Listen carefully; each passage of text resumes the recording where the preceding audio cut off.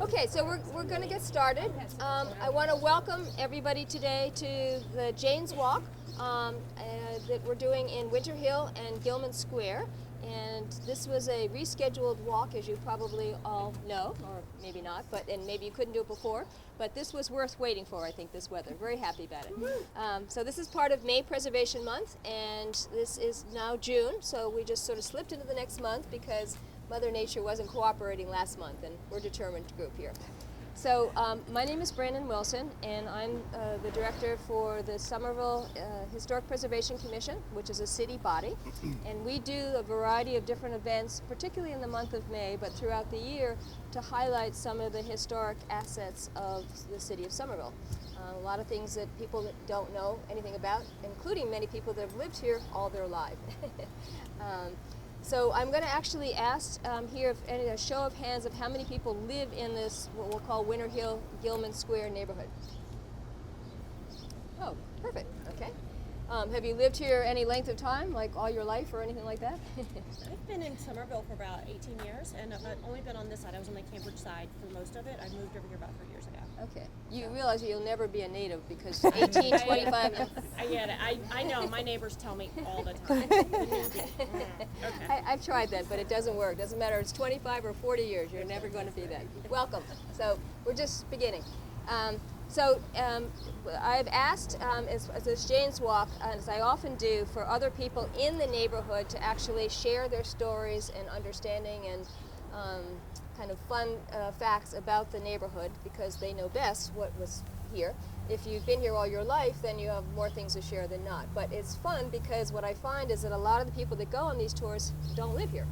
They just want to know about it, or they just moved here in the last 5 years or something, and they're really curious about their neighborhood. So it's nice to have a mix like it sounds like we do today.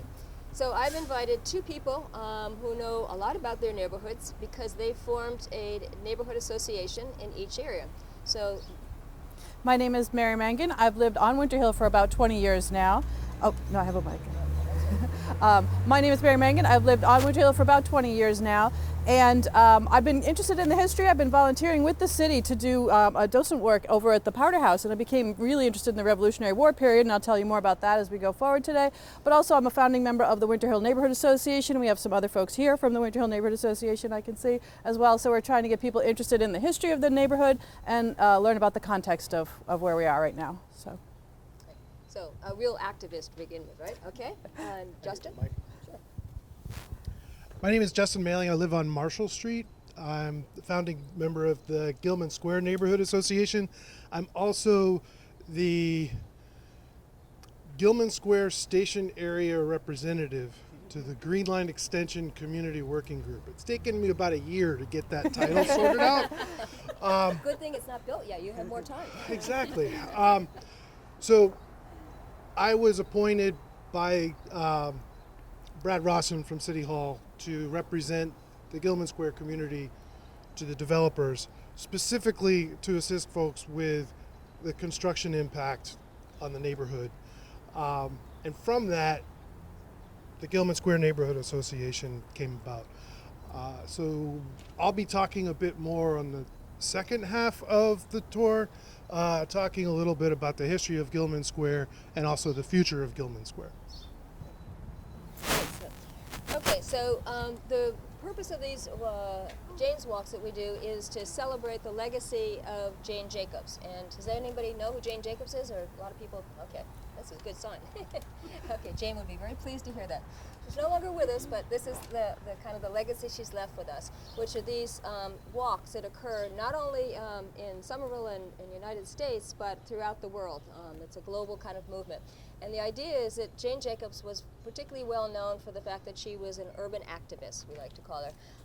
And she did some amazing things in sort of getting her neighbors involved in projects that she felt needed more transparency and needed to be challenged. And so one of the ones that she's best known for is in New York City, in Greenwich Village. I'm sure even if you haven't been there, you know where that is, and Washington Square.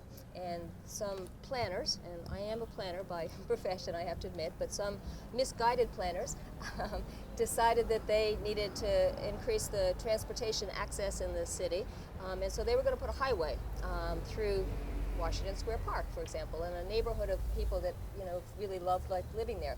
So they decided that no, this wasn't such a good idea, and they went up against some pretty formidable people there. Robert Moses, in particular, who was actually had some good vision and had a lot of really good projects, and then he seemed to get a little bit power hungry, and then decided to take over a lot of areas that neighbors thought was not so good. So Jane actually organized people to fight that and was successful, and so that was one of her many claims to fame. She actually did some work up here, the North End. She was a little bit involved in that, activism as well. And so we really like to get people involved like yourself to know more about an area, because then you'll have more appreciation for it, as well as involvement, hopefully, and investment in the neighborhoods that you're in, or in your own neighborhood. It doesn't necessarily have to be the one that we're on today. I chose Winter Hill and Gilman Square this year because there's a lot going on here. It has a lot of history, and not that many people know about, and also because Winter Hill has been affected by the Magoon Square Bridge, Medford Street Bridge, I guess it's said, being closed down in Ball Square, so this whole area is going through a lot of changes. And because the Green Line that Justin just talked about is going to actually cause all kinds of different impacts in this area. And that's also true for Gilman Square, which is right behind City Hall. So when I choose these topics, it's usually based on places that I think are vulnerable to a lot of change very quickly, and sometimes history gets lost in the process. So we don't want that to happen, and we want people to appreciate it and fight for it when necessary. So, okay, so I'm going to ask how many people actually live in Somerville. Now I know that some live in the neighborhood. Okay, that's good. Okay. So what we're going to do is we're going to start with Mary. We're going to go to actually three interior tours. One is going to be right down the street over there in the Adams Magoon house. I'm very happy to say that the owner is going to be part of this. She has been, well, we'll talk about that later. And then we're also going to go into two churches. One is the Winter Hill Church, known as is the Stone Church down the street. The pastor will be meeting us there. And he's done an amazing job with his congregation at renovating and restoring it. And then we're going to go into St. Anne's Church down on Medford Street. So those are the interior ones. Otherwise, we're going to be walking along, talking, and I want everybody to share their stories, ideas, concerns, with everybody else. This is not supposed to be me and Mary and Justin sort of leading everything. We're just here to inspire and stimulate conversation.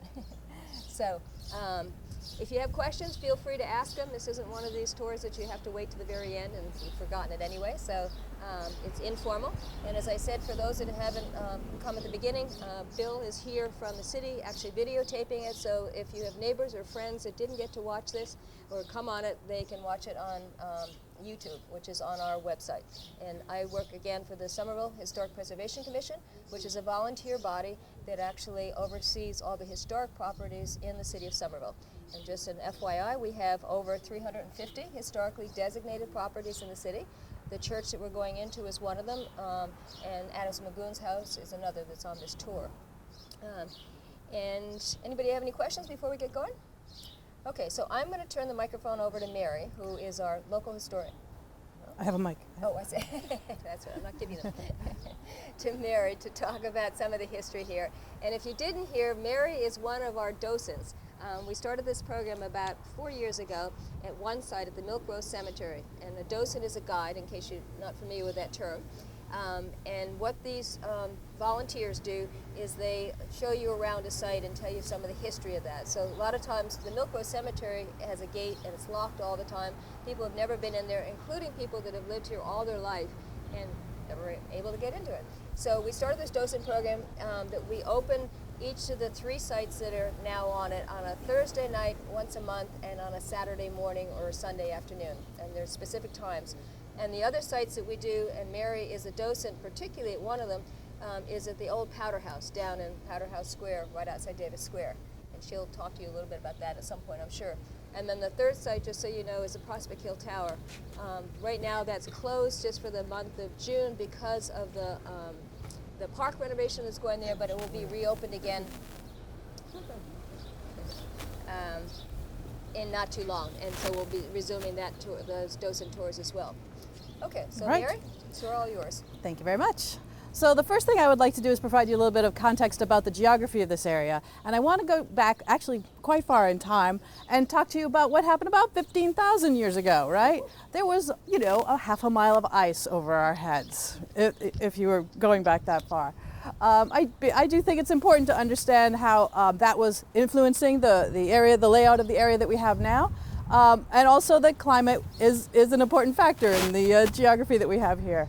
So I'm going to go fast forward a little bit, though, to tell you that there were native people living in this area before the European settlers arrived, and I want to acknowledge that they were here on this land before the European settlers came. And we do know that there were Massachusetts Native Americans here, and the estimates that I've seen range from about 3,000 to 5,000 who were living in this area. One of the things that the Somerville City Seal says is that our land was honorably purchased, and we do have a record of purchase agreement between Squaw Sachem and some of the European settlers who came here. She did sign a document that said that she was going to offer land to the settlers who were coming here in exchange for some wampum, for some winter coats. And she was supposed to get a new winter coat periodically too. I don't know if that would ever happen, but I have to make an addendum here because I just heard this a month ago, so it's even new maybe to you, but that it might be not honorably purchased. Have you heard that's already? Well, that is up to interpretations of historians. I would like to have input from that, but that is what our city seal says. So I was mentioning that. But apparently we didn't pay very promptly on this. Yes, here, so. yes. So there may be likely issues there. So I do want to acknowledge their presence here on this land. And I do want to acknowledge that soon after the European settlers came, there was a lot of impact because of infectious diseases that they brought with them, including one of the leaders who was right in this area. He died of smallpox not long after all of this transpired. So, and by the late 1600s, there were probably only 500 or so of this community still left in the area. So. Unfortunately, that is one of the outcomes of the settlement here. But I will talk now about some of the other information I have about the early history of Somerville. The first thing I'll do is I'll show you a map of this neighborhood from 1637.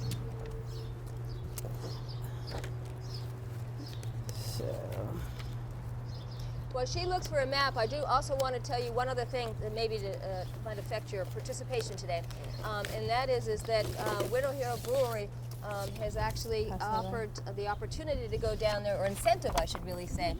We have coupons for everybody for coffee, free coffee there. And if you haven't been there, the brewery actually brews coffee in the morning and beer after hours, or afternoon I think it is. Lots so of brewing, Justin will be the one handing that out. So you need to stick with us, and if you really stick with us, I'm going to just verbally tell you this because the coupons were not ready in time.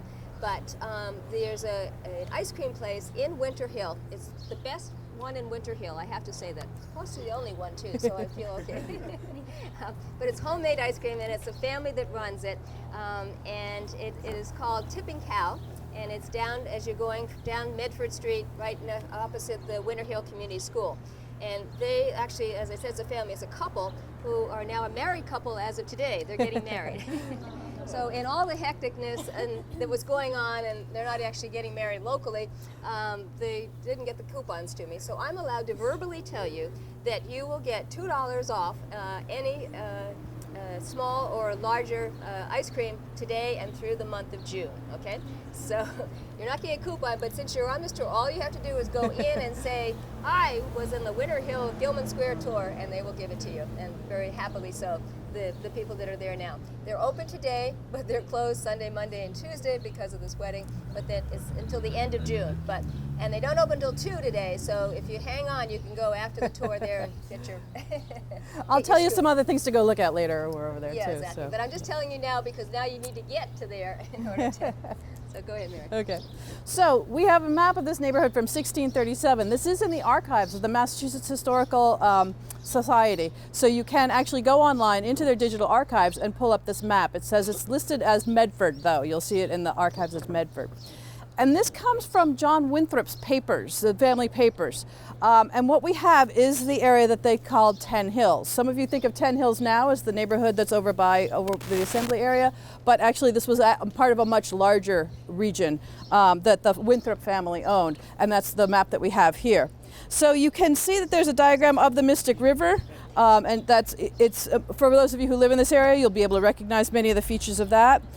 There's a street that goes right down into Medford, as still today. Main Street, my street is Main Street, and it goes right down into Medford today. And you can see that there was some marshy, swampy areas. There are some water features that we don't have anymore, which I thought were interesting as well. But you can get a sense of what was going on in 1637 when the Winthrop family owned this particular neighborhood. So that was one of the first things I wanted to illustrate, because it gives us the earliest look that we have of this neighborhood, which I just found fascinating when I saw it online.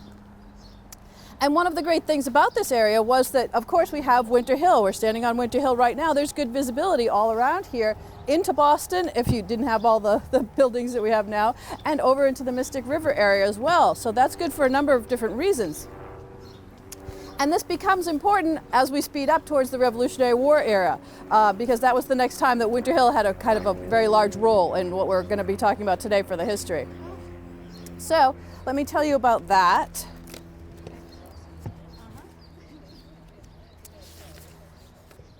Revolutionary War.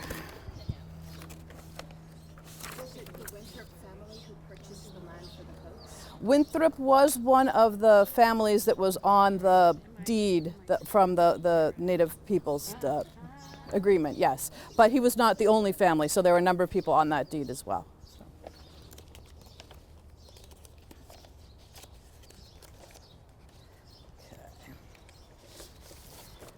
So we have very good visibility on the top of Winter Hill here, which becomes important as the Revolutionary War starts to heat up. Now, a lot of you might not realize this, but we were actually part of Charlestown in the early days. So we were Charlestown beyond the neck.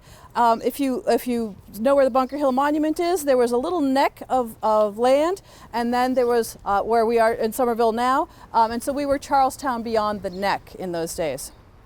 Now, some of you will also be aware that we had a little incident over at Bunker Hill at one point in time.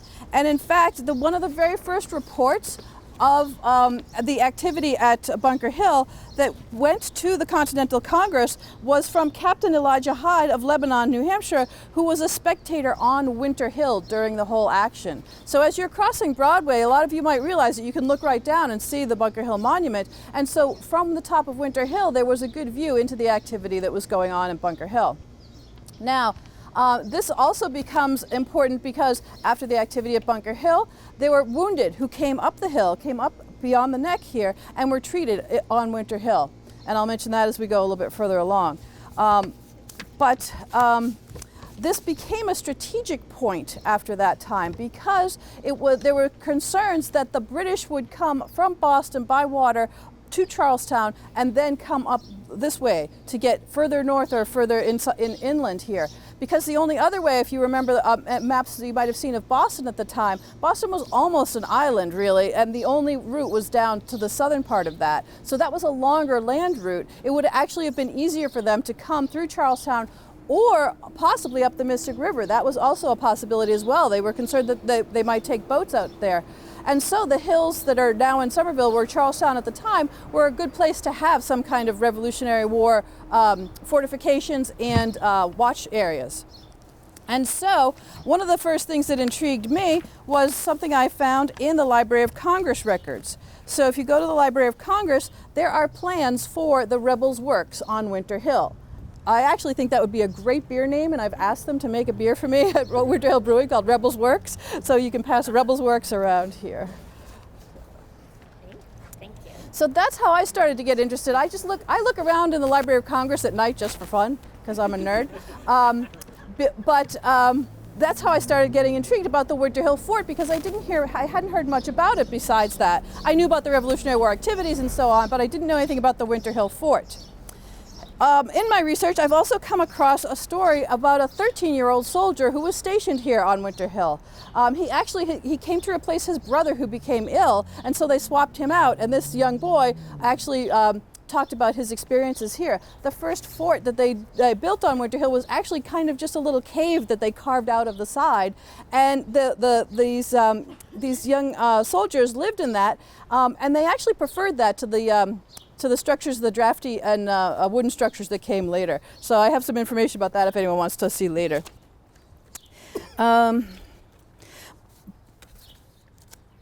To give you kind of a layout of Boston in the Revolutionary War time, I've got a larger map to give you a larger sense of this. But you can see the Winter Hill Fort is listed on these Revolutionary War maps.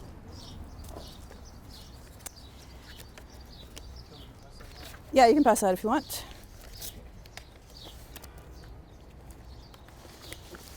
And the best map that I have actually is one I found in the Leventhal Center at the Boston Public Library. It was drawn by Henry Pelham, and it was 1777. And there's a really good view of the Mystic River again. You'll see the Mystic and all the things that we're talking about to help you orient, but you will find the Winter Hill Fort is shown right there.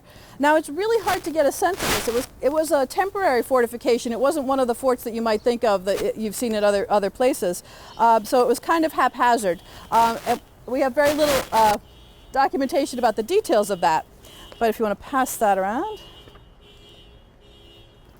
One of the best representations that we actually have of the Winter Hill Fort, though, was on a powder horn. So powder horns were actually really important in the Revolutionary War period because your keeping your powder dry, of course, was very important, and the leather pouches actually were failing. People were having problems with leather pouches, so there was an order that the quartermaster had to save all of the horns of cattle, and they were used as powder horns. These people were drawing on the powder horns, and there's actually a diagram of the Winter Hill Fort on one of these powder horns. That is also in the Massachusetts Historical Society archives. You can go that way. I got another one that's going this Okay, way. okay. So the powder horn is a remarkable view of it's almost a cartoon diagram of the Winter Hill Fort. So we know that there were multiple buildings in this area, but we don't have a lot of the structural details of that. Okay. There are some other things that we do know about the Winter Hill Fort, though. There are some pretty good records of the people who were stationed here. A lot of them were from New Hampshire. This would have been a northern route, and a lot of the New Hampshire Revolutionary War fighters were wanting to prevent people from going further north, and so there were apparently a lot of New Hampshire soldiers who were stationed here. And I have returns of the Winter Hill Brigade that are online, and you can see that there were present and fit for duty 1,254 people, so in this area. Now, not all of them were in this particular fort. Some of there were tents. We have diagrams of drawings of tents that are around here as well. Some of them were staying at other local houses. In fact, some of the commanders were down over in the Royal House. If you guys know, the main street goes into Medford, and there's the Royal House down there. So that was also used as headquarters. So there might have been people as far over as that way as well. But there were over 1,000 people stationed at the Winter Hill Fort, and it's kind of shocking to me that there's so little detail left of it. You know, when there were so many people here. Mary, just to add on to that, some people always ask why is it called Winter Hill, and apparently one of the theories, there's none that has actually been documented, but is because of the fact that there were all these soldiers staying in camps around here, and they had white sailcloths for the actual. The soldiers that were encamped here were in tents, and a lot of those were made out of white sailcloth. So that, combined with the winter, the snow that was often falling around in this area, was the reason why they just called it Winter Hill. So that's the theory. Okay. And Daniel Granger, that soldier, that 13-year-old soldier, complained about how cold it was in the barracks after they had to move out of their cave that they had before. So it was cold and wintry here at one point. So they called it cold or Chilly Right. Hill or something. Chilly Hill, right. yes. Another thing that we do have record of for what happened during the Revolutionary War period on Winter Hill. I have a letter from Abigail Adams. And this is also in the Massachusetts Historical Society collection. You can download that on their website. But Abigail Adams says, "I drank coffee one day with General Sullivan upon Winter Hill. He appears to be a man of sense and spirit." So if you want to pass Abigail Adams' letter around. And this, of course, is why we're going to the Winter Hill Brewery after to get the free coffee. That's right. That's right. The Abigail Coffee Adams nectar. coffee. Yes. And at some point later, you're going to meet Sarah Adams as well. So she was definitely here on Winter Hill having coffee, which I think was really fun to find out. So Winter Hill actually did have an important role in the Revolutionary War. During the siege of Boston, it was important to protect the powder that we had in our powder house, which you've already heard about. And if you want tours of the powder house, I'm there on other days. But it was important to protect that powder that was definitely going to be used during the siege of Boston. Eventually, though, the front of the war, after the British leave Boston, this becomes less of an issue and the war moves on to other places. But definitely it was an important role during that period.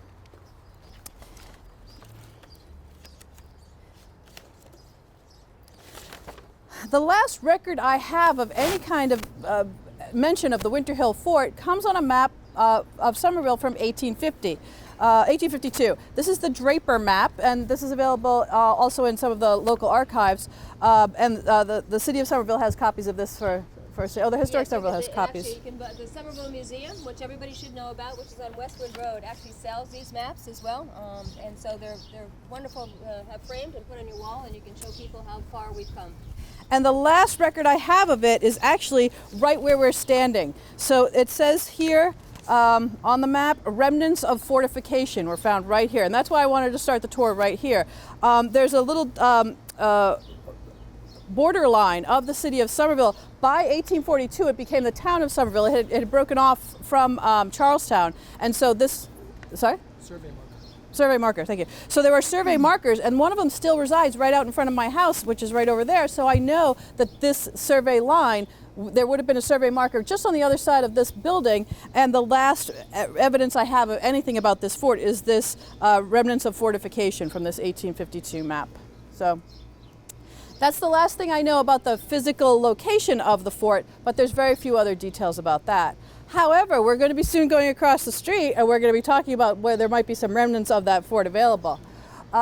But that was all I wanted to cover here. Did you have anything else that you wanted to cover? I just wanted, did you say anything about what you're wearing today, since it's a little out of the ordinary?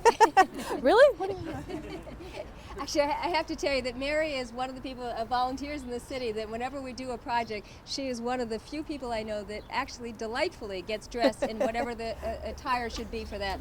So when I first, I don't know, first met her, but I've known Mary for a long time, but one of the other outfits she wore that's very significant, you might have noticed, she was part of the solar campaign that we were doing. Yes, Solarize project Somerville, here. yes. And so the costume you wore for that was I had a giant sun costume, and people still ask me about this. At Carnival last week, people were asking me about the sun costume. So. It was very distinctive, and I'm sure a lot of people put solar roofs on just because of Mary attracting attention and speaking so highly about it. So. Well, I found that people seem to respond differently when I'm in costume or in these uniforms. Well, they certainly notice you, and then they Yes. want to listen. What the heck are you I doing? used to be a park ranger at Lowell National Historic Park too, and that was the first time I was dressing up in historical clothing for stuff, and people sort of responded well to that, so I kept doing it. So. And as I said, just to remind everybody, she is the docent, one of our wonderful docents at the old powder house, and your next time you'll be there is on a Saturday coming up in Yes. June. Yes. Do you remember the date? I don't actually know had the date. calendars I was handing out, but I guess they're all gone. So, but anyway, there's But there, whenever the powder house is open, I'm typically one of the docents, but I don't think I'm on the next time. So. Oh, okay. Okay. So we're going to move on, and we're going to go down to the Adams Magoon House. If anybody was here and came in a little late and didn't get one of the flyers for the next events coming up, I have them right here, so just stop by and I'll give it to you quickly. I'm also just reminding everybody to sign in. I think you all have name tags. So the whole purpose of this is, even if you're on the list, it's to know that you were here. And also just so that we have an idea about how you found out about this tour, because that's always helpful to us in all the different ways you can advertise things. So, okay, we're going to move on, a long walk down the hill. Brandon? Oh, I'm sorry, down the street when we do go, after Justin has something to say, across the street. So, Justin. I mean, one of the things Mary and I both mentioned is that we are both part of the two neighborhood associations in the area, Gilman Square and Winter Hill. I do have a sign-up sheet if folks feel like they want to be more involved and keep up to date with what's happening in the present day for the neighborhood. Please let me know. We'll get your name and your email, and so that way folks can keep up with what's going on in the neighborhood, and we'd love to hear from you. Thank you. Just so you don't have to sign in twice, if you just put an asterisk by your name that you already did, that you want to be in the Winter Hill, or put WH or something exciting like that, then I'll going to share this list with both Mary and Justin. So, That makes okay, it much thank you. easier. Thank you, Brandon. Okay, so we're now going to head down the hill, Across the down the street. incline, I should Yeah. say, and go across the street to the Adams Magoon house, where the owner is going to welcome us. Okay. Great.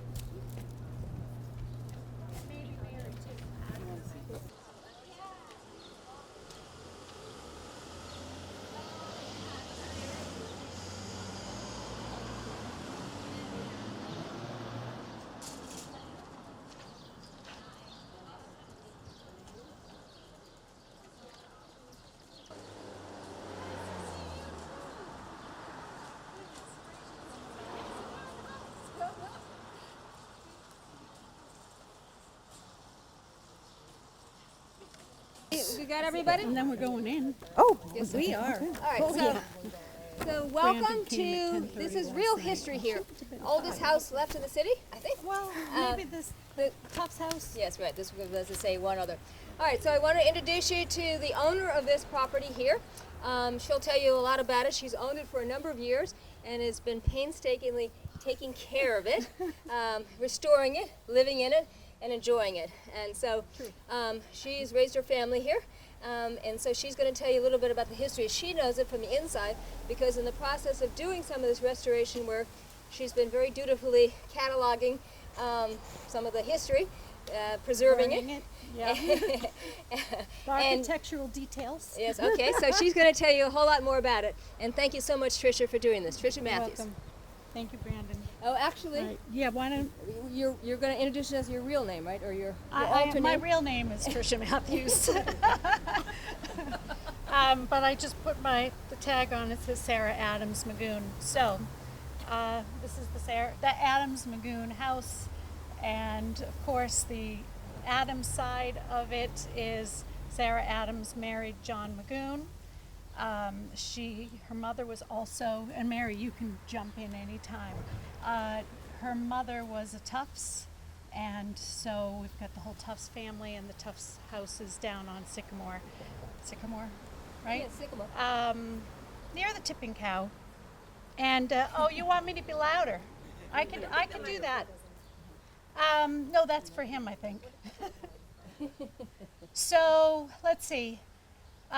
This house says 1783 on the front plaque, but there is questions of it being earlier than that, as early as 1763.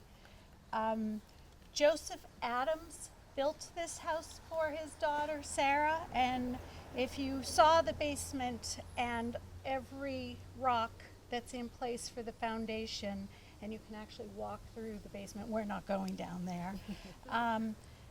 So much work and detail, and I just am blown away, I think, every day. Wow. right. So we took a few pictures. One of the other things I wanted to point out is that I have a mic. One of the other things I wanted to point out is that the fort that I was talking about, some of the timbers that were purportedly were from that fort were reused in the construction of this house, according. Tricia, you want to say? Or maybe even taken from here in the beginning construction and brought there and then brought back. And one of the cool things about the house itself, it's a Georgian style house, a colonial, but I'm noticing more and more, and only in the past like 8 years that I noticed the attic. I was up there with some friends, and the beam that goes across the ridge of the attic is much smaller than a beam that sits about 6 feet down. So my theory has been that this was set up to be one of those salt box look, where the front would have been this way, and then the back, instead of being like this, it would have stopped here and went back down to the back of the house. And that theory works well because I can feel the beam on my foot, underneath my feet, in the other rooms upstairs. And also that the wainscoting in the house is all centered to the front of the house where the guests would come. but there's 1, 2, 3, 4 rooms with the wainscoting. You'll see the 2 rooms here in the front hallway. So that's kind of a cool thing, and I didn't really notice that. So I'm kind of thinking that happened when the Historic Commission, when the Winter Hill Fort came into play, and then we talked about it when you were here. So then it was popped up. They said, hey, we're going to raise the back. The house was a 4/4, and then that addition in the back. This is the proper front, everybody. Just know that everything else is wrong. So this is correct. So when everyone says your house is sideways, I say, no, it isn't. So it's facing Boston, it gets the perfect sun, it's set up in a perfect location. So the back was probably 1850s or so. And of course it was an outside kitchen at the time. And then they added the addition in the back. The new wing. And then of course we love the 1971 historic, but I'm sorry, it's really nice to have those windows. Should I, what am I talking about? Oh yeah, beams. Yeah. Okay. Also, how long have you lived here? Because yeah. that'd be helpful. She actually purchased the house, she and her husband at the time, from some other people that had lived here for a very long time as well, who did a lot of improvements as they saw it. But they actually changed the the nature of the house and took away a lot of the original architectural character, which she's been bringing back again. So. Yeah. So Sam Mandel lived here for something like 40 years. And then there was a couple that moved here for a year and a half before my husband and I moved in 1996. So it was pretty cheap back then. So the Mandels were the first non-Magoons to live in the house. Prior to that, it had been aunts and who knows who lived in the house. Anyway, so I've been here 23 years now. And I feel like I know every crevice and detail with the inside and stripping lead paint and refinishing floors, and you just don't get the sander, and you get on your knees and you do it with the rotary sander a little bit at a time. So Sam Mandel, rest in peace, dude. Well, he covered so much up, and I still yell at him. But we're getting better. We're fixing things. It had been split into a 3-family unit, which is really a weird thing to think about, but that is not there anymore, and when we moved in, it wasn't allowed. So this would have been the 3 rooms this way, 2 rooms that way, and then the Mandels, Sam and Netta, lived upstairs. But all the front hallway was paint, and the previous owners who lived here for a year and a half, they did a lot of lead removal, and there's some stains that not too thrilled with, but oh well.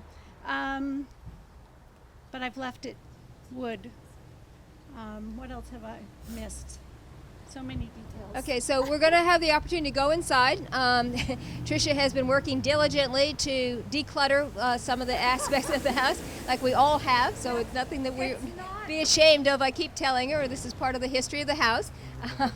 But anyway, she's going to let us in the front 2 rooms, which are obviously significant. Look at the floorboards. The pictures that are going around shows one of the floorboards, I believe, and some of the other architectural details that you might find interesting, because it is such an old house, and it's really special that it still exists, but that it is being painfully, I should say, restored by It's this. a constant. It is constant, but it's just wonderful that she and her family has taken this over, and it's very livable. Okay. So we're going to go inside briefly. We're not going to spend too much time because we do have other places to go on to, but it's quite a treat to be able to go inside. So Tricia, you're going to lead the way. And it's small, and so if anybody is feeling particularly tall here, remember to duck your head. You all look all right. It always makes me feel tall, and that's kind of unusual. So. That's why Sam and Netta lived here. Oh yes, was yeah, very short. yeah. They were quite small people. It was a perfect house in that respect for them. So go inside, and actually she's a music teacher, as you will readily find out when you go inside. But Just be careful where you step and touch, okay? Okay, so. And also, are you going to open this back gate just to show? No? Well, only to the extent that she's got a wonderful yard back here, which actually overlooks another area.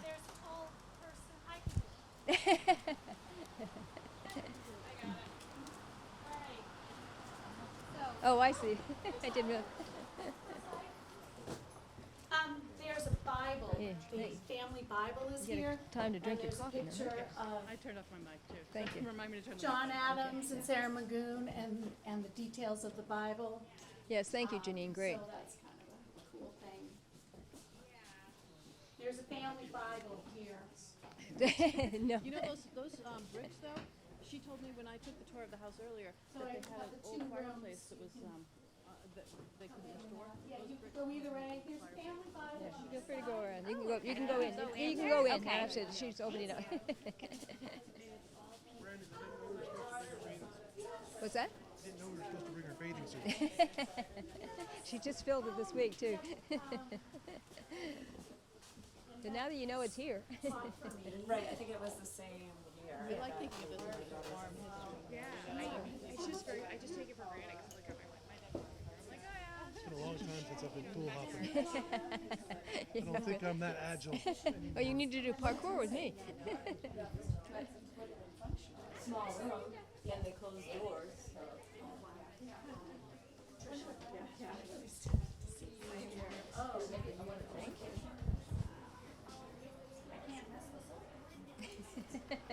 Yes, it was all painted. She did an amazing. I mean, if you've ever done this kind of work, it's pretty, very. It seems like significant that you have done. Yeah, no, it is significant, but I think it has more to do with her music career than. I should ask her actually. That's Yeah. Sarah Adams.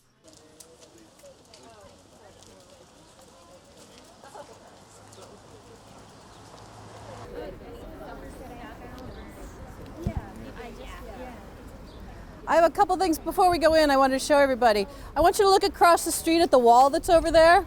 And I want you to look at these photos from 1938 and 1940 that I have and imagine what it used to look like. Here's, this one is 1938, pass that around.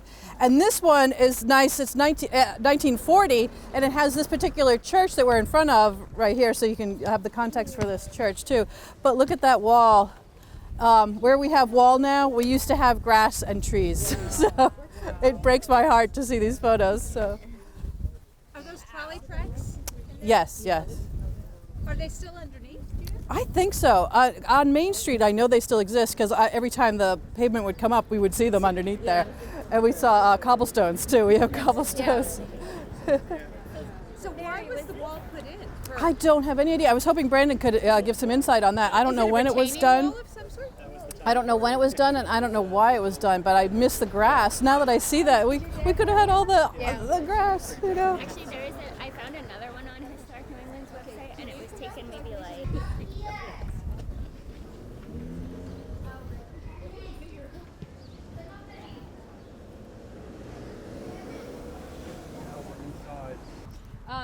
So this is a very formidable church. As you can see, it has, actually sort of see, a plaque on the right-hand side there, and that's because it means it's a designated historic structure that I mentioned before.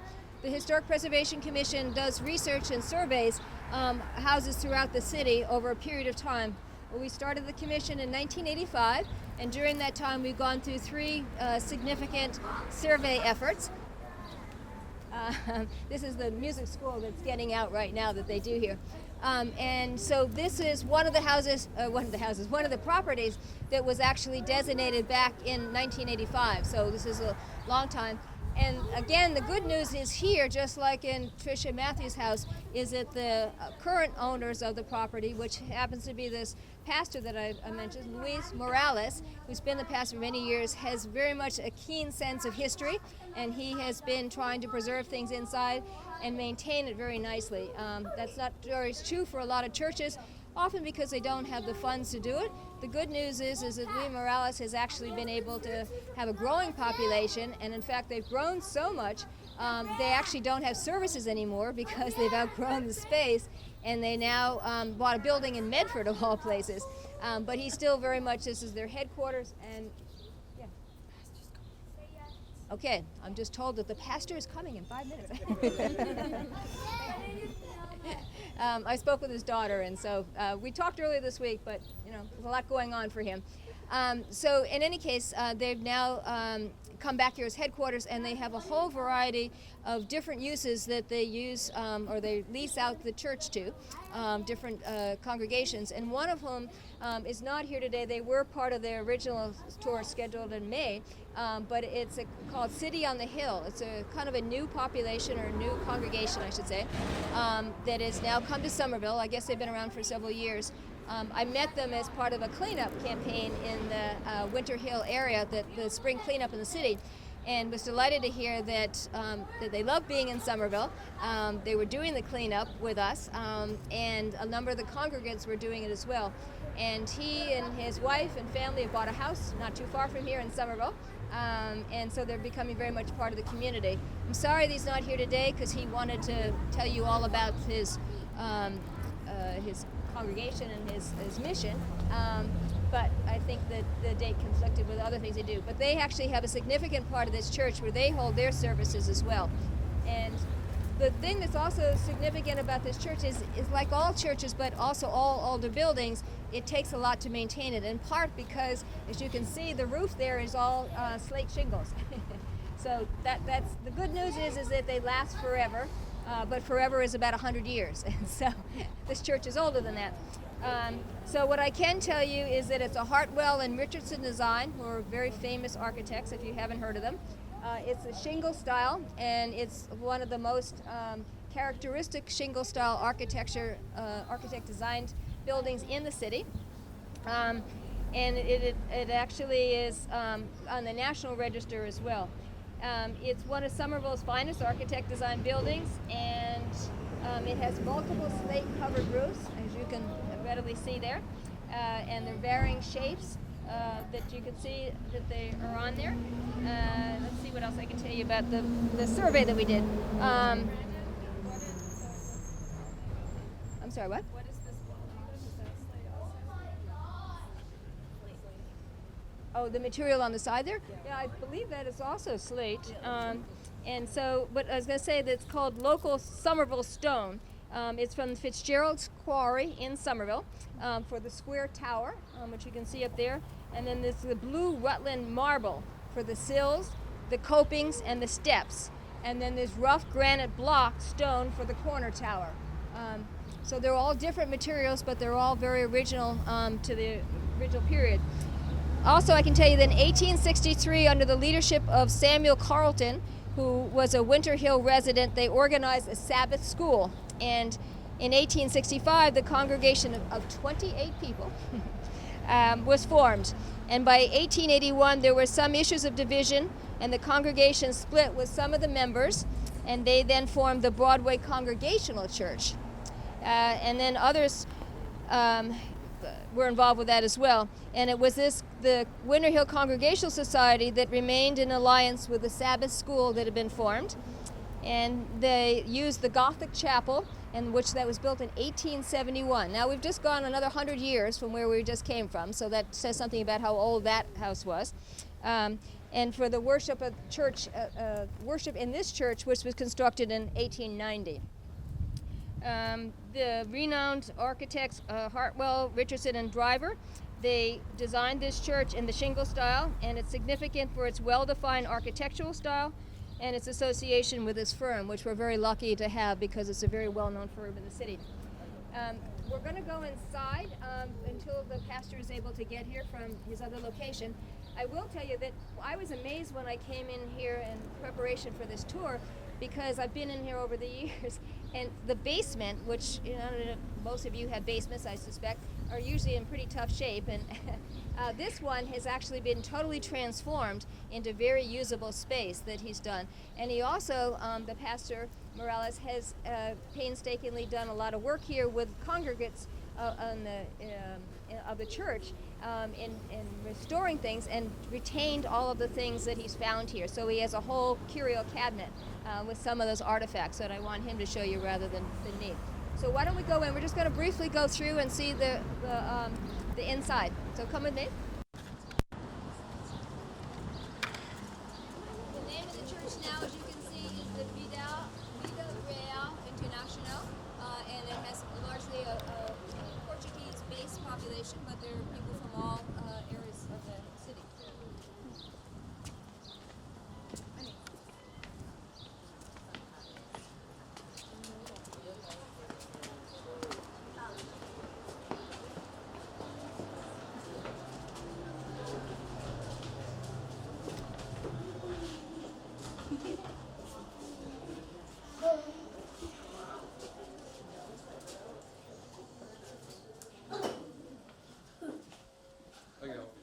Thank you, great, thank you. Is there any?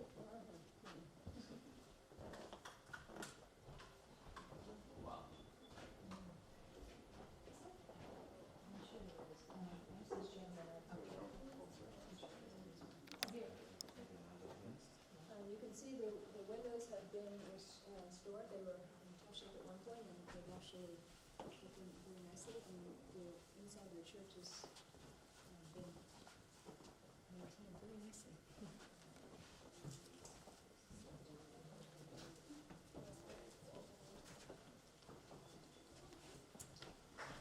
you can probably see, all of the windows in here are very much intact and been repaired and restored. I see one little crack over there, but this is pretty amazing. If you go into most churches these days, it seems like unless they're really high end, it's really hard to maintain these things, and so they've done a wonderful job at doing that.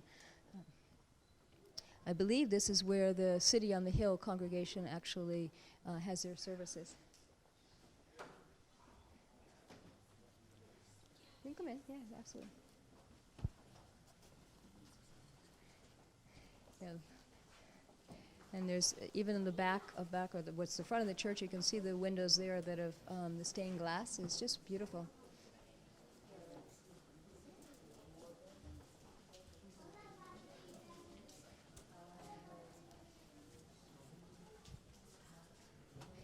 Can you tell me it's over there? Oh, that's just like a small.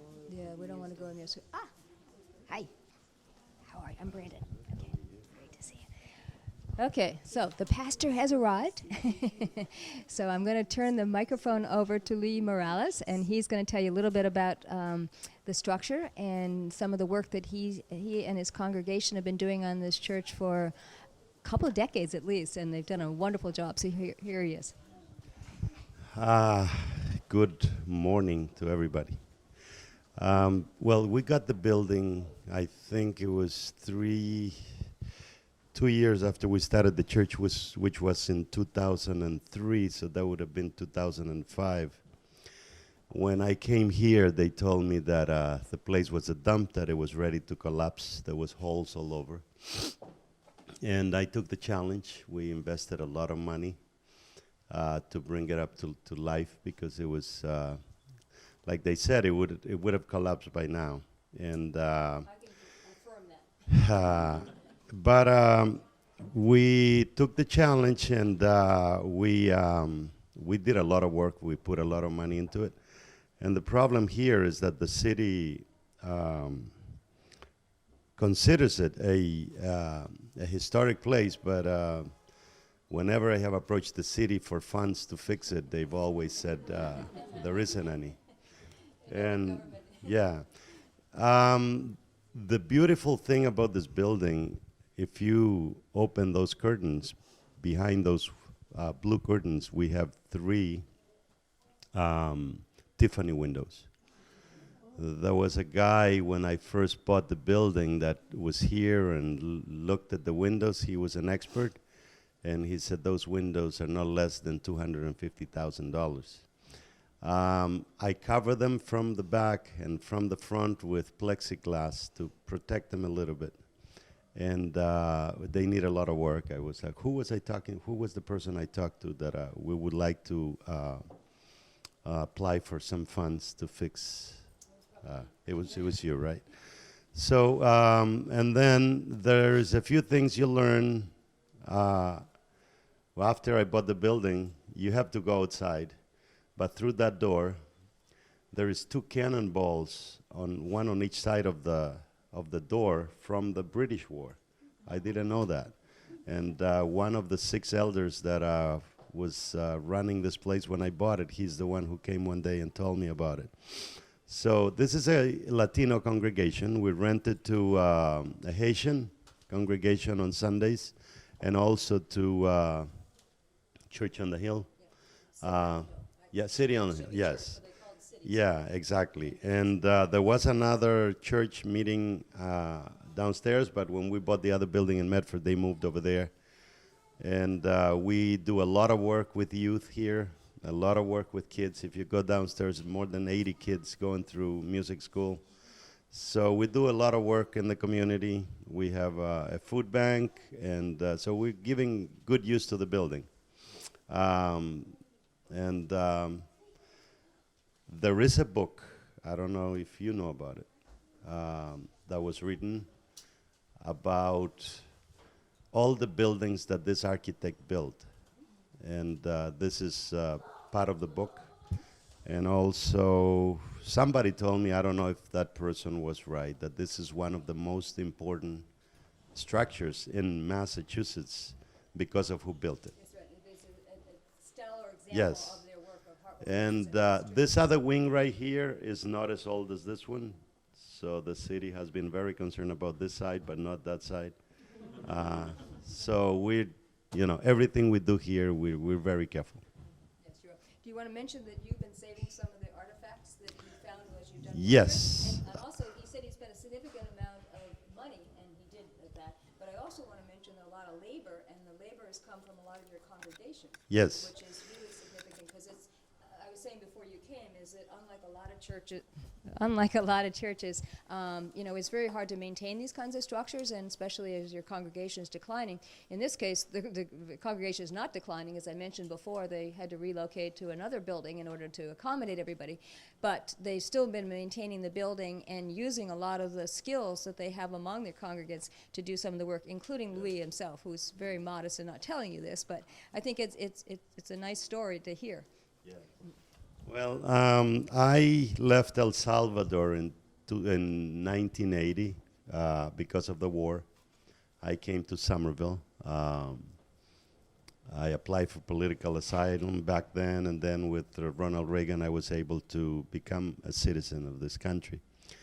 But out of this building, we've done tremendous work. My program is aired to 110 countries in the world on TV. All 50 states in the United States, and we have a nonprofit that we do close to $15 million in help to the needy in Latin America. So this is the home of all of that work that we do. One of the biggest problems with this building was the foundation. If you had been here 12 years ago, the furnace in the basement was charcoal. They had put modern units, but they left the charcoal thing there with probably, I don't know how many tons of charcoal. So we had to take all of that out. We had to, it was lots of work. If you go downstairs, oh yes, no problem. We had to fix the foundation. We had to go section by section and pour cement under it, so that because it was kind of sinking. I'll show you. If you go upstairs, you'll see how the floor is kind of like this. So then from this wall towards the other wall, the basement was only up to about this column right here. That's where we put the ladies' room and the men's room, because there was only one bathroom for men and 3 for ladies upstairs. That's unusual. That's the problem with this building, because it didn't have bathrooms and also parking. I mean, in those days, from what I hear, this was a cattle path right here, this road right here, all the way to Mystic Avenue. And no, exactly, or horses, you just needed a tree. That section from here to the end, it was buried with dirt. All they did was dig to put the foundations, and I had to dig 20,000 buckets of dirt for 2 years with a crew to be able, when you go downstairs, you'll see. Now you can occupy the whole thing all the way to the end. But the good thing about it is that the reason why it was sinking is because the foundation was about this deep. So we had to take all the dirt out, and on top of that, we had to cave under the foundation, section by section, and pour cement. So you'll see how strong the structure is right now. And so the owner of the Adams Lagoon House is here, Tricia Matthews. We just went to her house, so she's nodding her head. Yes, to all the things that you're saying. So she totally appreciates it. That for me, it's key. You know, the foundation and the way I see life is I'm not doing things for my generation. I'm doing things for the next 2, 3 generations. So I don't want to leave a mess to them. You know, I want to leave a good building. And The rest of the world is falling apart, but you're doing your shit.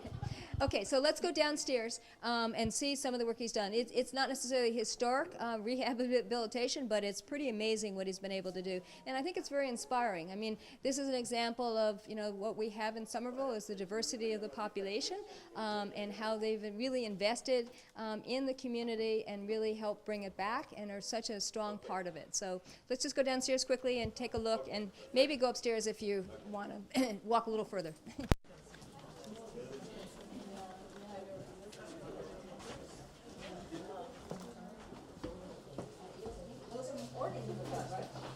yeah, that's part of the organ. But the organ was already dismantled. So what we did is we put all the pieces. Just like that, really.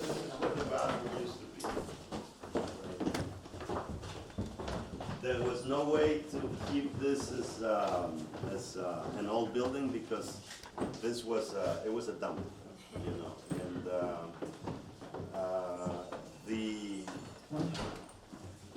Just to be clear on this, even though this is a designated historic structure, I just want to make sure that everybody understands. When we designate, it's only the exterior of the building that is actually covered.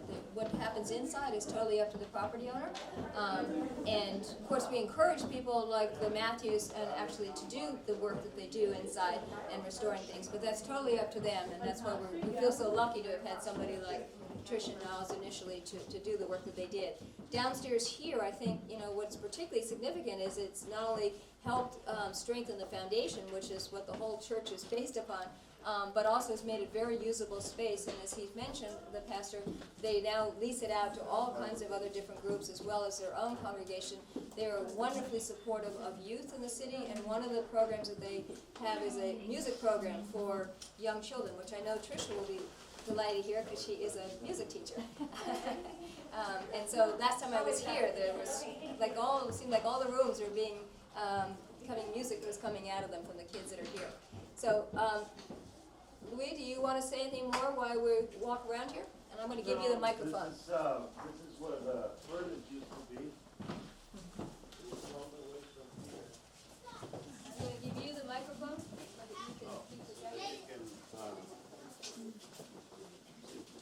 He's catching the sound. Yeah, he's catching. This is being videotaped. So the furnace used to go all the way from here to the end, and we had those huge metal radiators hanging from the beams. All of these columns were made out of brick, and the brick was collapsing, all of them. So I had to replace every single one of them according to code. And the same thing in between those walls. If you can see that burgundy column over there, and all of those, that's how strong they are right now, but they were all collapsing. So that's the challenge I had to take when I came here. So the huge furnace was replaced by one unit here and 2 units over there, just for the main sanctuary. And then the rest of the building has other units on the other side. And this is where the city on the hill actually... No, they gather in the main sanctuary. This is where the other church used to meet. I forget the name of the church. No, it was another. The pastor's an American guy. It was called Venture Church. Now they are in Medford. Yep. So we're just going on your way? So as you can see, this was also another brick column. So up to here, it was no. It was up to here, and then from this point on, it was full of dirt up to here. So in order for us to do all the plumbing, we had to go under, all the wood and stuff. And then we started taking bucket by bucket out of here And And this is the original beam. It looks this is the original. We left everything original. And this was a brick column that was collapsed, and we fixed it. And the same way you see this column, it's got reinforcement all the way to the end. So we build offices here for music, and we have leadership school for church members. This is the youth office. And this is a big office that we were able to build. From this point on, we have the kitchen. And the kitchen, see how strong this is right now? All of this goes under the foundation, all around it. So I don't think this is going to collapse soon. Okay? And yes, all of it, all around it. But around it, it's all the way to the top, like you see over there. These are stones that I found here. We cut them in half, and we put them here. The little ones are from Israel. That one is from Mount Carmel, from different places of Israel. And this is not done yet. We're going to put a very nice old wood here to be able to put like antiques and stuff. And we had a leak during winter, so we're still fixing the pipe. It's actually helpful that you haven't finished the work, because you can see the midway through the process. Yes. Things they've had to deal with, and preserving these stones in here is just wonderful. So I do want to go upstairs before we leave and see your artifacts that you did. Sure. So Let me the original utensils. This is for communion. If you read here, it's from 1885, I think. So this one is from 1880, and the name of the family that donated this is right there. All of this, they are original. This bean pot I found when we did the stairs as you came into the building, the steps. These Bibles were found here. This is original permits from back then, and some pictures of church members from many years ago. This is also part of utensils, and then some of the other things are, this was here, this was here. This is all the, this is gold plated. I purchased them from a missionary who is renting the other building down the street where the funeral home used to be. So this came from that family. They are old as well. What else? This is the projector that they had here. And this was one of the mics they had. it actually doesn't look too different from the one you're holding. And this is the one the pastor used to, this was the lapel, is that what they call it? Imagine how big they used to be. And this is just a collection of books from Winston Churchill I got in Spain. And what else is from here? Let me see. And for those of you that are a little bit older, you might remember that there used to be slide carousels like that at the bottom shelf there. I know for the younger people here, they're looking at that and wondering, what the goodness is that? That's when we had slides and it went around in a carousel, and that's what's there. Yeah, this was the desk lamp that the pastor used to have, and this is the sound system that the church had originally, and these lamps, I found them here as well. That tricycle, is that what you call it? Yeah. Was also in the basement. That's old. The reason I got that is because when I was little, we had no money, and my dream was to have one of those. So when I saw it, I just, preserved it and put it over there. I don't know how old that is. It's not an antique, but it's old. This I brought from Andorra in Spain. It's old. This is the original safe that was church safe right here. We're still using it. It was a good thing they left it open, so when it's open, they can still put a new combination. And this is a radio from 1963. Yep. And this is the organ pedals. So it was all taken apart, but I decided to keep this in. So this is it. And right here, this was an original fireplace, but I don't know when they converted this to gas, and they blocked the chimney that used to go all the way to the top. So instead of that, I just put this in front of it. And this is electric. So. Well, it's unfortunate that he doesn't have any sense of history, so.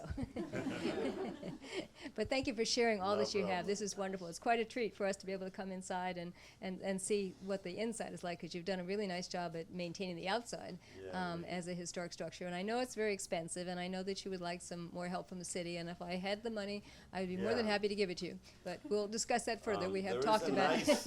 There is a nice thing that it's nice to see it, but it's complicated. The bell Yes. is beautiful, and I'm looking for funds to fix the bell tower because it's kind of deteriorating. Mm-hmm. And the good news is, as I've shared with him, there is actually a fund that we've established through the Community Preservation Act, known as CPA. And this is something that comes from all of you that are taxpayers in the city or pay rent, and then your owner actually does. And so we actually have a fund that's for 3 different uses, historic preservation being one of the 3. Mm-hmm. And those funds are available to people to apply for, and certainly we'll work with you on that. Work on the exterior of the building is certainly the priority, and so we should definitely have that conversation. I had to repoint every single stone on the outside. Mm-hmm. Everything was repointed, but the bell tower, it's a problem because I need a scaffold. And Lynn Ladder gave me a quote of $40,000 just to put scaffold around it so that they can repoint it. Right, yeah, you have to rent scaffolding for a while. Yeah, my way out of it is buy it. I think I'm going to end up buying the scaffold. It's cheaper. And then sell it. Yeah.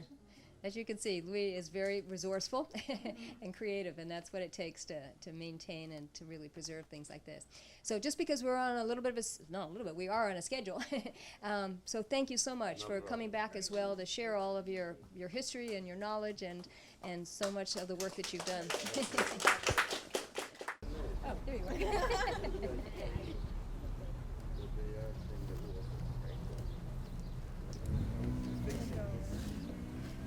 Back to 1904, but the building itself dates to 1919. We aren't able to go in today, but I've heard the inside is also very lovely. Some other tour we'll try. Yeah, and actually just to mention what I said about the CPA, I want everybody to know what a great resource that is for the city, and how pleased we are that everybody's contributing to it, because it's the only way that the city, as well in maintaining its own historic buildings, but can give out money to other organizations and churches and things like that to help them with the restoration. It doesn't gonna meet the need for the whole project, but it certainly goes a long way to helping people in their needs. And this would apply to owners as well, homeowners as well. We have another program through the CPA funding that allows us to offer a little bit of money, matching money to them as well. So, and the Temple B'nai B'rith just used those funds in order to put an elevator in the temple, which is hugely helpful because a lot of their congregation was finding it difficult to even attend services there. So normally we would be going in, but again, it's a Saturday at the time they have a service. So we're going to move on. Okay, let's go. Right across the street, we have Paul Revere Park. There are 2 monuments in there. One of them is for the woman who was taking care of the soldiers who I mentioned earlier had been wounded in the Battle of Bunker Hill. And so that is Ann Adams Tufts, I think is her name. So One of my sheets says that. And the other stone there remembers Paul Revere's ride. Probably many of you know, but Paul Revere's ride did come right down Broadway, turn down on Main Street. And every year, the reenactment of this ride, when it's not destroyed by weather, the reenactment of this ride stops in front of my house because my house is on the Medford line, and Paul Revere gives a message to the mayor of Medford right there. So that's fun to see. So. And that message comes from the mayor of Somerville. Right. And we get our message from the mayor of Boston. So yeah, and that distinction is known as the smallest park in, I think, United States. Some people say that, yes. So rumor has and I it. can say it's municipally funded because you can tell how much we do to create it. Mary, Okay. Yes. do you know anything about that stone in front? I just noticed that recently. Yeah, I have a photo of it with the details, but I don't know anything more about it. Yeah, the door stop underneath the monument is apparently the door for the entryway to this woman's house. And one of her descendants has written a lovely piece on the web, but I don't know the historical details of that. But he describes her as being one of the nurses or one of the women who was nursing the wounded soldiers from Bunker Hill. Yeah, and the other thing just to mention is that a lot of the information that we've collected for this between Mary and myself and Justin, we're going to put together a collection of items so you can dig a little deeper if you want, and it'll be on our website in the near future. Okay. Okay, so this, I just want to stop very briefly while we're walking by this house. This is 380 Broadway. It's known as the Glidden House, and one of the reasons it's particularly significant is because of the amount of detail. It's a Queen Anne style, and I don't need to point out that the detail, which has been very nicely brought out by the paint colors that have been chosen. The current owner of this, who has had it for a number of decades, has actually done a really lovely job in trying to restore some of the details and bring them out with the paint colors and such. And this is actually, it was a single family house that was developed in, I think it was 1898. And although it's not a designated structure, you can see that it has a lot of historic significance. This is a main facade, has a projecting octagonal bay with pedimented third floor. And it has an entrance porch. This is quite significant and notable. And it also has the very large chimneys, the sunburst pediment of the dormer windows, and also the accentuated corner brackets, and a Greek key cornice molding, decorative shingles all over. So it's a very well decorated architecturally house. So it's certainly worth noting. Huh? I think it's 1898. Let me just double check my. Yes, 1898, and it's known as the Walter Glidden House. That's based on the first owner. And now we need to run. Area. So that farmhouse is about 5 houses down on the other side of the street. We aren't going to that, but I would encourage you to come back sometime, have some ice cream at the Tipping Cow, and then go take your ice cream over there and look at the house. The inside of the house, though, has been completely changed. There's 4 condos inside that I don't believe have a lot of historic character left, but the outside of the house, you can still see the Peter and Oliver Tufts house still looks like with some of the older characteristics. So unfortunately, the roof line has been changed because in order to convert it to additional units, they had to change the roof line. This was one of the earliest designated houses, and this is before the commission got very, very serious about not allowing something like this to happen. But they have retained some of the original outside to it. This isn't coincidence that we're standing right in front of the Tipping Cow. And I just want to bring this to your attention. This is a new addition to Winter Hill. As I said, it's the best ice cream place around. This is a bit of a teaser because they don't open until 2 o'clock today. But I do want to mention that they are very community oriented. The young couple that have started this business here, they have wonderful ice cream, all different flavors. And when I came by last night to confer with them about the coupons, it turns out that they didn't have 1 scoop of ice cream left of all the different flavors they had because yesterday was such a banner day. Finally, the weather was good. The owners would have been pleased to hear, although they're getting married elsewhere in another state this weekend. So it will be open today, at 2 o'clock until 10 o'clock tonight. So I'd urge you to come back. And because you're on the tour, and if you mention it, as I said, you get a discount of $2 off of very reasonably priced ice cream in very large quantities. So And this, like a lot of places around here, is a gathering place for people. This is the community school across the street here. I'm not going to sing a song about its architectural value, other than to say that it's a brutalist, as they call it, which is probably a well-named phrase for this kind of architecture built in the 1970s. This is the last, maybe some people will cry, but others not, of these type of community schools that were built at a time when the thinking was is that they made the school and the kids all looked into an interior courtyard here. So if you're inside the building, it's not quite as devastating as it looks on the outside with virtually no windows. But it is, in fact, a different style of architecture and teaching and learning than we espouse today. And so we'll see how long this one lasts. The others have been demolished for other projects, including the Powder House, which is an exciting project that we're working on over in the Davis Square. So if you haven't heard about that, we got a very large grant, and they're going to do an innovation school in there. So That yes. passed? Well, no, it has not passed all the. It's on its way. It will happen. But it is being redesigned and rethought, and it'll be a major improvement to that building. So we're going to go very quickly now to the St. Anne's Church, which is right down the street. The pastor could not be here to meet with us, but has left the door open so that we can go inside and sort of check it out. And then we're going to walk very quickly onto Gilman Square, where Justin's going to share some thoughts about Gilman Square and its current situation as well as its future. Okay?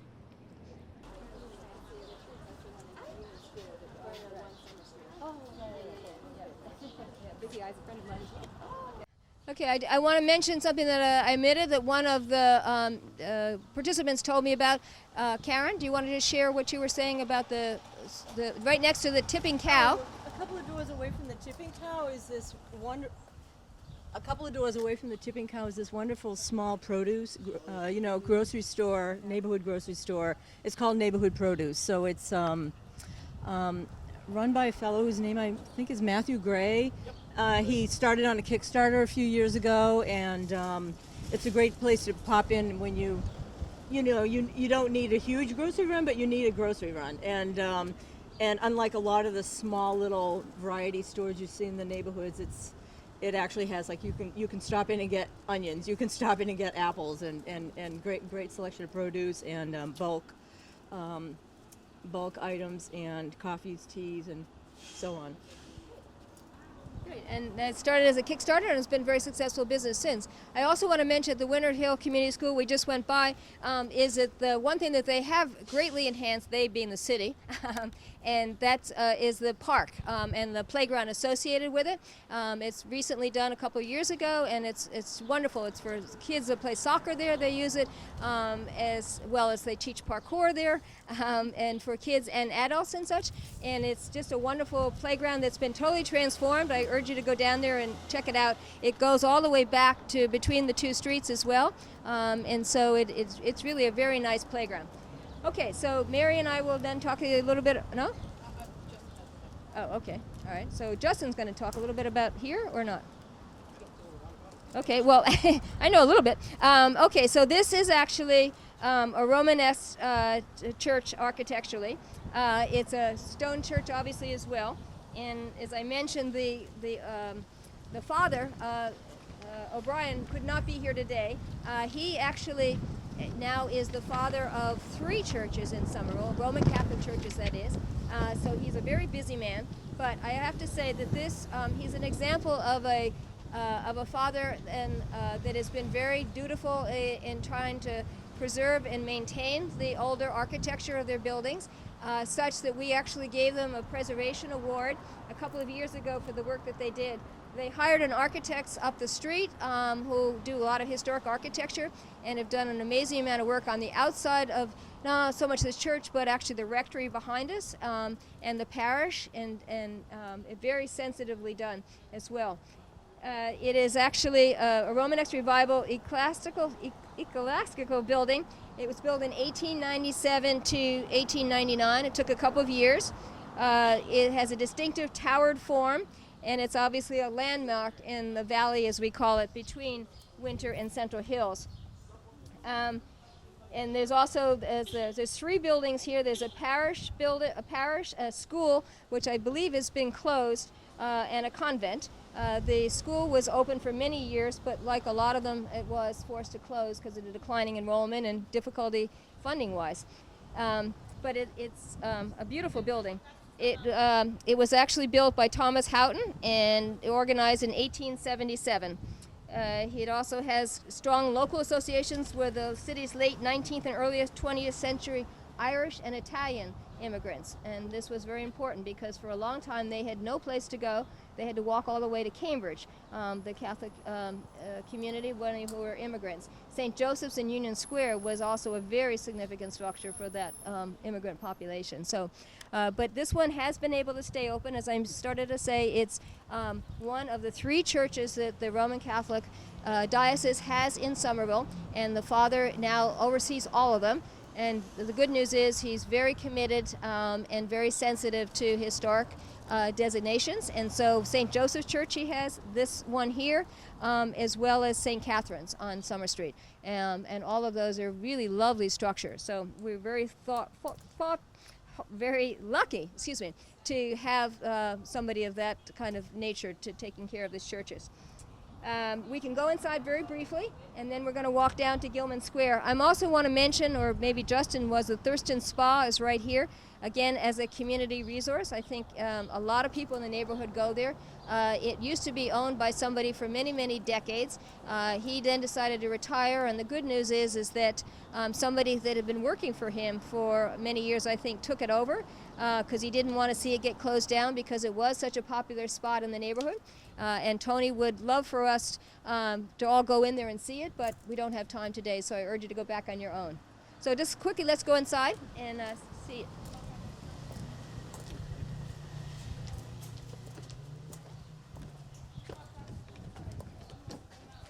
Oh, great. Maybe that door.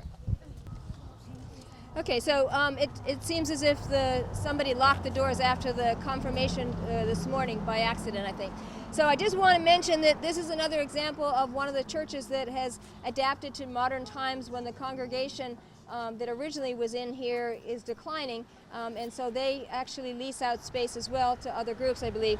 And now it's particularly known as having parishioners that are many of the new immigrants to the city that are drawn from the Haitian, Hispanic, Portuguese, Brazilian, Indian, and Nigerian communities all come here. So it's a very eclectic and mixed congregation, and that's one of the things that we all love about the churches in Somerville as well as the population. So now we're going to walk down to Gilman Square proper, and Justin is going to share some thoughts. Okay, great. Well, I appreciate everybody hanging in to the, very end and Let me just introduce you again because it was a while ago that we did, and so... Yeah, sounds great. Go for it. This is Justin, and he is actually the GLX representative for the Gilman Square station. So he's going to talk to everybody about the GLX project, a little bit about the Somerville High School, and a little bit about the changes that are occurring in Gilman Square, where he founded a neighborhood association. And yes, please take advantage of the benches that we put here just for you to sit out of the sun. And I also just want to point out before he starts is this wonderful artwork. Again, another example of Somerville's creative art community has done here and on the steps. So Justin is going to talk to you a little bit about the history as well. This is Gilman Square proper, as we call it, and he will explain to you why this is called Gilman Square and some of its history that way. I think he's handing out some things right now, so great. Technically, the Gilman Square is at the junction of Medford and Pearl Street. So this is Medford Street here, and Pearl Street is that way. This is Pearl Street, and that's Medford right. Street. Yeah, this is right. So right here. It's a little bit of a torn up right now because of the Somerville High School rebuilding project as well as the GLX together. So we'd like to create as much chaos as possible. Absolutely. Okay, Justin, take it away. So again, my name is Justin Mailing. I actually live about 1 block that way at the corner of Marshall and Stickney Street, and started getting involved in the neighborhood when the mechanic next door passed away. His family sold the property, and the property was going to be developed.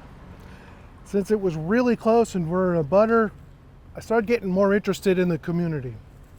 Part of that history is and the connection with this art here is that he was a really beloved character in the neighborhood. His name is Al Riscala, and his auto body, his mechanic shop really focused on Saabs and Volkswagens. So the cars are actually representative of cars that spent a lot of time in his mechanic lot, which is the lot behind you that is now filled with construction equipment. That is a contractor working for the city to do waterline relining on Pearl Street. Right now they're on the other side end of Pearl Street. Last year they were at this end. A few years back through Somervision, an idea came up for the neighborhood plan for what is Gilman Square. Very much of that is focused on where we're standing here now. In thinking about the vision for the future of the square, these historic pictures that I passed around show what things looked like back in about the 1880s and the turn of the century when the railroad came in. The Winter Hill Railroad's passenger rail station was just over here. And you can see from the pictures, this whole area was developed. There was a wall of businesses that went along Pearl Street. The building that Sarma's in and what people have nicknamed the piano building over here, the Signet Commandery, those are in those pictures that you're looking at. In the middle was the Masonic Apartments. I think it was something else after that, but that burned and eventually became the auto mechanic.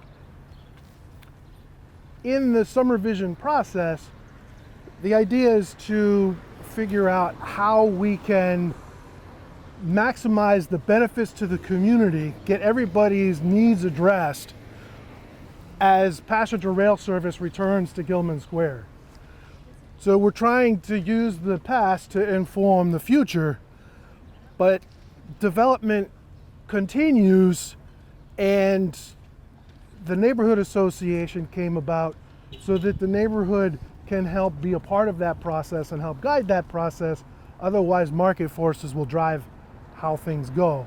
And it's been a fascinating process. About a year and a half ago, there was no neighborhood association. The Green Line extension hadn't started yet, and the Homans building was still here. If you look in the artist design for the Gilman Square station, you can kind of see in that artist rendering, it shows that the Homans building was there. The Homans building was a warehouse. Initially it was a produce distributor, and eventually it was the Homans Company, which I believe were distributing appliances out of there. The lion that people may have seen pictures over the main door was a symbol for Monarch Foods. It's a company out of the Chicago area that, again, was distributing food in the area. They're now part of US Foods, I think. It's a competitor to Cisco, very large national company. But that's where the lion comes from, is it was their brand. Can I just add a little bit onto that, Justin? Yeah, absolutely. A lot of people have been asking about that lion, who apparently had more fans than anybody maybe knew about. And so I just want to share with you the good news, which is the lion has been saved. When working the city and negotiating with the GLX people and such, we convinced them to take it down in a very sensitive way. And so it will be brought back into the neighborhood as part of the plan, the neighborhood plan that Justin just talked about, and put on probably another building maybe. And in addition to that, a mold was made as well in case it didn't come off that. So we're actually thanking the Historic Preservation Commission in making copies of that mold into different kinds of artifacts or memorabilia. That's really cool. And speaking of which, the Somerville Historic Preservation Commission, of which I am staff to, is an entity that works with a lot of different developers and new owners about trying to preserve artifacts. And I want to mention that the shirt that I'm wearing right now is another example of that. We have an awards program, a preservation awards program we do every year. We just celebrated our 24th anniversary. in doing it. And this shirt is an example of some of the properties that have won awards from us over a 20-year period. This is the 20th anniversary shirt.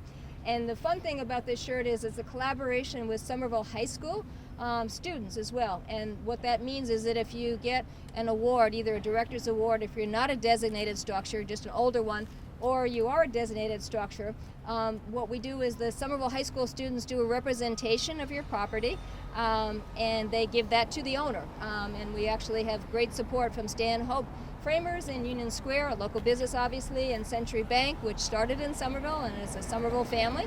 And so this it was one of the ways that we want to make sure that the students get a better understanding about their city, and when they walk down the street, they focus more on the buildings rather than just as a house is a house is a house. Because when you have to do a drawing of it, guess what? You look at it a little more closely. So these shirts are available if you want to help raise money for events like this on our website. So just want to mention that as part of all of what we're doing down here. Sure. And the Holman's building will be continue forward into the future via the Lion. Just hearing my dog barking.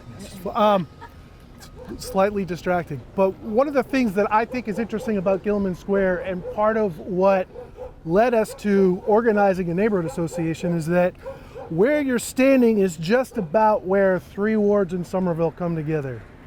Up on the hill is Ward 3, this is Ward 4, and this triangle, a wedge going back that way, is actually Ward 1. So when you're trying to think about sort of the activism and the community involvement and the politics around developing this business district that's starting to come together, when you've got 3 wards, how do you sort all that out? And that was where I saw the importance of bringing the community together to be able to advocate for this part. And now with the development of Central Hill and with the new high school coming in, I mean, that's not quite Gilman Square, but it's certainly related closely, like a first cousin in a sense. And it's really gonna be amazing when all of this starts to come together and starts to transform. The Holman site and the ground that we're standing on here are property that is ultimately owned by the city. Right now that's being used by GLX until that project is done. It will revert back to the city. So there's going to be an elaborate public process. We're going to try and do as much outreach as we can. In the process of that, the city has signed a memorandum of understanding. It's called Principles of Cooperation with the Gilman Square Neighborhood Association. It's a relationship that we're still trying to sort out, but they're just recognizing that there's a lot going on. And again, it's a way of having more advocacy from the community with the city. And I'm happy to talk to people more about that individually, sort of offline. I'm trying to think what else. What also used to be here was the Somerville Citizen. The Citizen building was on this spot about the same time these buildings were all here, and that was the precursor to the Somerville Journal. It was a newspaper in there. There was an athletic store here. There was food. There was a food store, and the Masons were a very big presence here. I have to say I don't know a ton about the Masons, but if you look into the history, they were very active with building the Bunker Hill Monument. They were active here in Cambridge and Boston. They really had an influence on the community in that way. Does anybody have any questions about the stuff that I've put out there? Park where we are now? According to the neighborhood plan and the zoning, this is slated to be commercial building. Did you mention about the Gilman Square station? Is that part of the pictures you sent out that was Yes, originally the here? Gilman Square station, there's a design for it here. Originally, I like to call it GLX 1.0. The planning department and the designers actually won an award for the station head house that was planning to be right here. Problem is it cost too much. The whole project cost too much. And in the new contract for building the new GLX Green Line extension, while it gave us an extended community path and it gave us a lot of other things, including public art in the stations, we lost the fancy head house, and actually we lost some of the fancy glass and steel head houses at most of the stations. They had to pare it down. So if you look at the design, similar in a sense to the Assembly Row station if you've seen it. It's going to be a platform in between the inbound and outbound tracks. There will be access to the station from the School Street Bridge, and then from the high school side, more on this side, close to where the community path is. So you'd have to go up Medford Street, take a right, and then you would come into the station there, or you go up School Street and you come in, the entrance will actually be on the bridge. There'll be 2 elevators and the inbound and outbound service. What's really exciting is the future of the space and the future of the Holman's building, and that's something that I really encourage people to pay attention to and keep an eye on. This is the heart of the city. It's the gateway to the city. If the city is being developed with a focus on pedestrians and bikes and public transit, this is how you get to City Hall and the high school and the library and that kind of stuff. So we really have a role as the community to really advocate for it to be really a grand, awesome project. And this is why we chose it for the Jane's Hill, because as I mentioned at the very beginning of the tour, Jane Jacobs was renowned for getting people involved in their own communities, eyes on the street, as she often used to say. She was a big fan of cities at a time that they were on the decline many places. I don't need to tell anybody here that that has been fortunately reversed. Now everybody wants to be in the city, and that's causing some gentrification issues for a lot of cities, including Somerville. But the cool thing about it is that we're really trying to work with the neighbors in a positive way, in a way that Jane Jacobs didn't have when she was working with the city of New York City. Just to say, the station that was here before was built in the 1880s, and then it got torn down. The heyday of this area was, I would say, the 1880s to the early 1900s and such, and then it did start to decline, and now it's become much smaller, obviously. It's coming back, and as Justin just said, this is the civic center of the city right up here. This is where the library and the high school and the city hall is, and hopefully one of the buildings that has been saved from the high school will be turned into the city hall annex, which would be wonderful because we are bursting at the seams inside city hall, and we have the annex over at an old nursing home, and I don't need to tell anybody that's been in that building that it still feels like a nursing home. So it's not ideal space, and it's not that close by. And so this would be a very welcome change and another positive part of this high school project, which again is very much subsidized by the state taxpayers as well as Somerville.